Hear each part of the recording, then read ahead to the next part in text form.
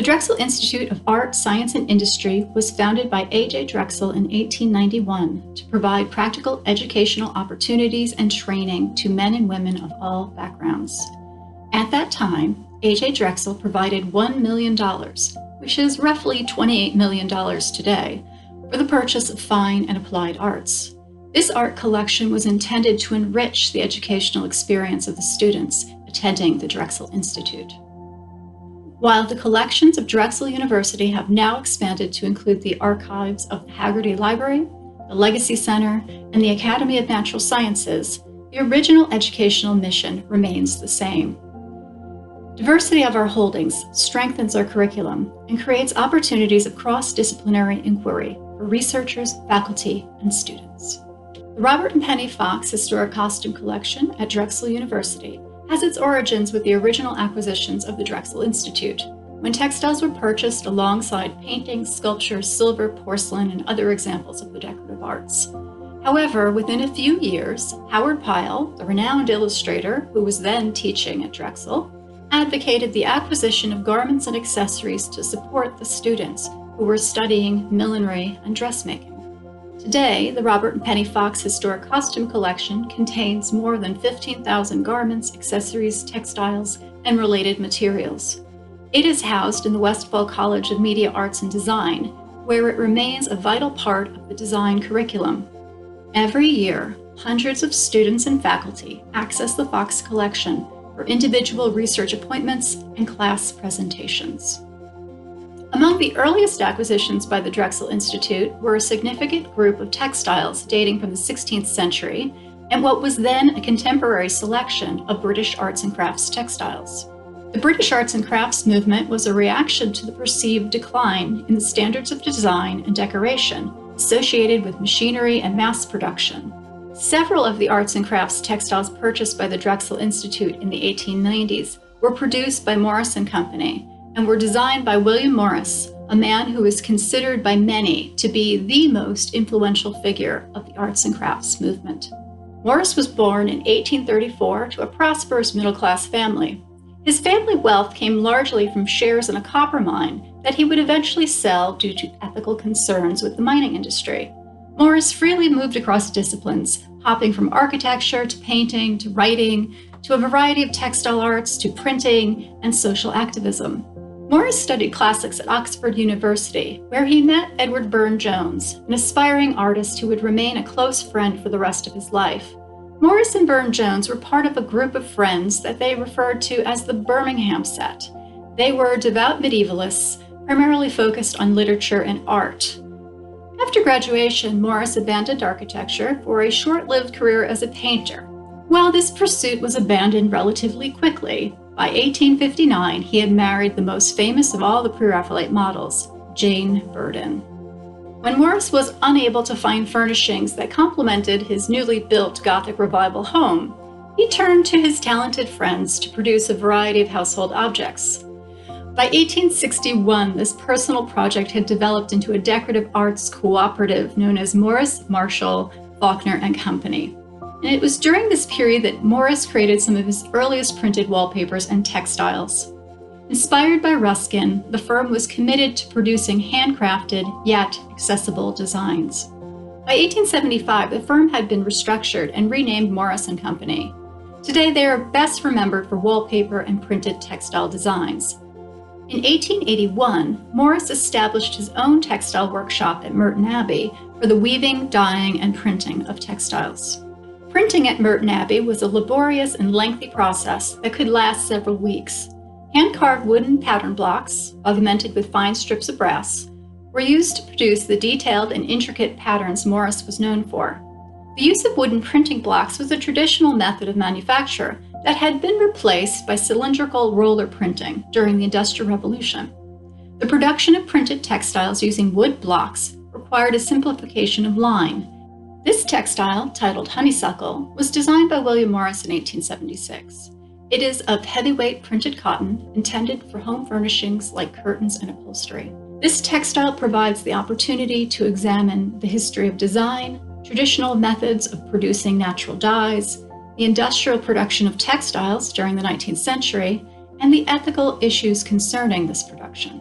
Honeysuckle is an excellent example of Morris's design philosophy. The textile was printed using hand-carved wooden pattern blocks instead of mechanized roller printing, a process that Morris believed would bring satisfaction to the craftsmen producing it.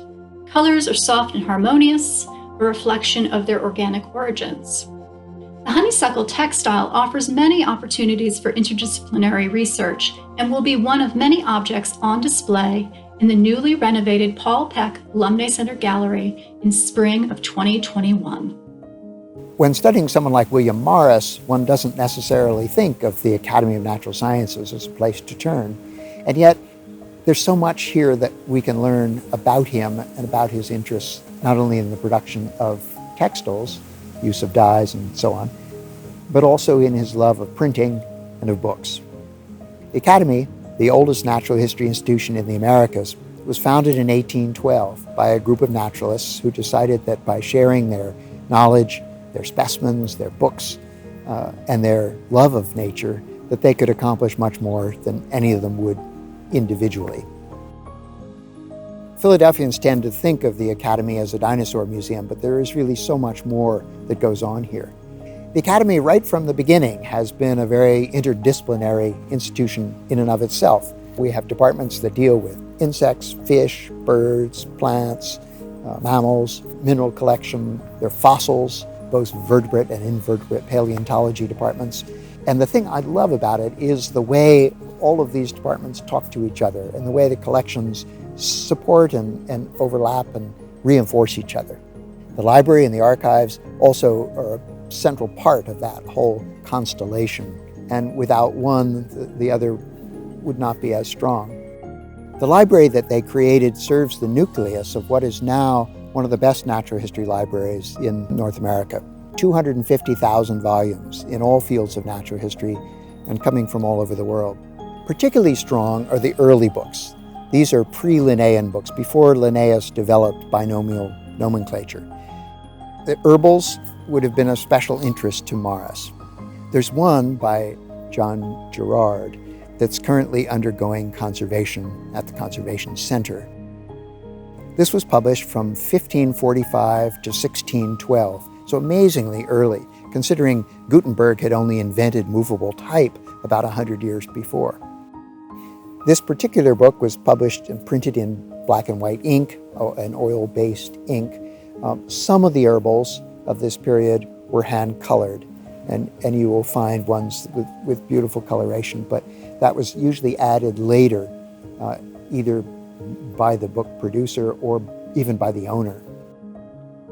At the very end, there's an index of virtues and the nature of the plant in the context of what it might do medicinally.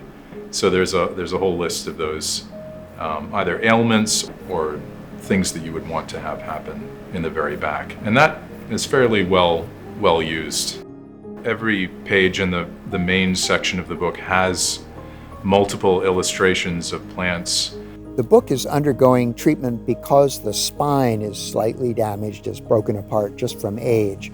We have a lot of involvement with the Academy from year to year. We generally treat one or two items. Generally, it's due to exhibitions that they're putting out. We have contact their librarian. It's nice to work with someone and get the context behind something and be able to just bounce things back and forth. The pages are done with a very good quality paper that was made from linen, not paper pulp as is now used in books. And so it has a long and very stable life. There are a number of condition issues to this volume. The front cover has been detached. There are a number of leaves at the front that look like they've been detached at some point. Of the over 600 designs that William Morris did for textiles, wallpaper, embroidery, almost all of them are inspired by the natural world. If you think about the patterns that he uses, the floral patterns, there's a certain linearity, there's a definite outline to those patterns, and they're repeated. And what's nice about an older herbal is that the woodcuts, they have obvious linear forms as well. And I would surmise that it would be helpful for Morris to have maybe some of these older texts, just because there is a more simple presentation of the plant than there would be, say, in a 19th century text. Morris described the bright synthetic aniline dyes commonly used in textile manufacturing as crude, livid, and cheap. The textiles of the later 1850s and 1860s were a riot of reds, purples, blues, and acidic greens, and offended the color sensibilities of those interested in the burgeoning arts and crafts movement. The textiles produced by Morris and Company utilized traditional organic dyes such as indigo, madder, cochineal, and weld to produce printed textiles with a natural color harmony and connection to historic precedents. Morris was obsessed with indigo, which he called the only real blue dye. He spent countless hours experimenting at his dye vats to perfect his craft. He turned almost exclusively to natural dyes when producing his textiles. He would have also loved the botany department, and particularly the indigo specimens that we're looking at here. Indigo is a legume, a perennial that grows a foot or two high, and although the flowers are blue, it's not actually from those that the dye comes. It's from the leaves. The leaves are put into a vat of water with lime and allowed to ferment a period of time until they can extract just enough of the material that can later be turned into the dye. It's dried out. The results are very pleasing to the eye, and Morris loved them. The indigo genus is a large one, and there are many. Some were better suited to dye purposes than others. The earliest specimens of indigo here are from the 1830s and 40s. The rest from the late 19th century and early 20th. The specimens that are here in the Academy's collection are from India, but also from Africa, from the Caribbean, and from the southern United States. As with all of the herbarium sheets here in the botany department, information about when and where they were collected is carefully recorded and very important to the understanding of these plants. They can be studied for their DNA and found out how they relate to others. He began to find sources for indigo in India. This was brought to him in England and used in his production. In Morris's day, most of the indigo was in fact still coming from India. It's a very controversial subject in and of itself. I want to introduce you today to indigo, the dye that connected Bengal Delta in eastern India to the United Kingdom and the European markets through the 19th century. Indigo also shaped Indian livelihoods, peasant politics, India's censorship laws, and devastated parts of India's agrarian landscape. Indigo was grown in tropical regions of Asia since ancient times. It was famous for its dye, and it turned into a valuable commodity of European colonialism. Today, it's easy to forget that indigo used to be a rare commodity. Yet, only a few centuries back, this mysterious dye stuff was so exclusive that only royalty and aristocracy could afford it. It was imported with great difficulty from far-off colonies, which earned indigo a status similar to that of tea, coffee, silk, gold, and opium. Indigo planting began in Bengal back in 1777 when a Frenchman, Louis Bonnard, introduced it to Indians. He was the first indigo planter in Bengal. The indigo planters persuaded the peasants to plant indigo instead of food crops. They provided loans. These loans were called dadon, and these loans were at a very high interest. Once a farmer took such a loan, he remained in debt for his whole life before passing it to his successors. The price paid by the planters was meager, only 2.5% of the market price. The farmers could make no profit growing indigo. They were totally unprotected from the planters, who resorted to mortgages, destruction of property, and threat if the farmers refused to plant indigo. The British government rules favored the planters. By an act in 1833, the planters were given free hand in oppression. Thus, between 1826 and 1856, opium was the only commodity that surpassed the export of indigo out of India, and this gives us a sense of how reliant British trade was on indigo.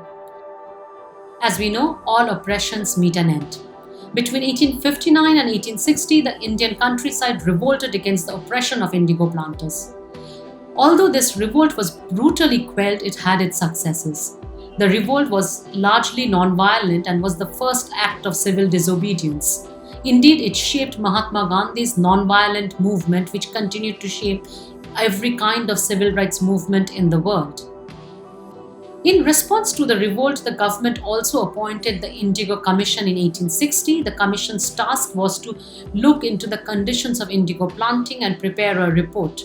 Indeed, the report said, to quote, "Not a chest of indigo reached England without being stained with human blood." A notification was also issued which stated that farmers could not be forced to grow indigo. After 1860s, indigo cultivation slowly began to disappear from the Bengal landscape. Planters started to shift their factories away from Bengal to other parts of India, primarily to Bihar and the United Provinces. This also had a role to play because it was a time when synthetic dyes were introduced. But indigo not only devastated the agrarian countryside and resulted in oppression of the peasants, it also shaped India's censorship laws. Neel Darpan, or Indigo Planting Mirror, was a Bengali play written by Dinobandhu Mitra between 1858 and 1859. This play reflected the realities of intimidation, exploitation, violence, including sexual violence and the lack of redress through the judicial system that was experienced by many Bengali peasants and farmers who were forced to plant indigo. In 1861, Mitra sent a copy of this play to Reverend James Long. He was an Irishman and he ran a church missionary society in Calcutta. He published the play in English. A total of 500 copies were printed and some copies were distributed by Long in official government envelopes. This appeared to give the translation official sanction. Darpan quickly reached the attention of both indigo planters and pro-planter press, who felt that they had been defamed by the play and by Long's introduction, which he wrote to Mitra's original preface. The trial for libel took place in 1861, and while there was much sympathy expressed for James Long by the Indians, he was found guilty and sentenced to 1 month in jail and also fined. Neel Darpan was the first play to be staged commercially at the National Theatre in Calcutta. It was one of a number of politicized plays that provoked the British Raj or colonial government into enacting restrictive censorship measures on Indian theatre through the 1876 Dramatic Performances Act. William Morris was a visionary whose designs have stood the test of time and will continue to inspire future generations. Morris believed in art for all, not just for the elite, a philosophy echoed by AJ Drexel's development of an art collection at the Drexel Institute. His limitless curiosity and boundless enthusiasm serve as a model for the interdisciplinary study we value at Drexel University. His concern for the larger impact of design on society, as well as the ecological and social impact of industrial production, is something that we are still grappling with today.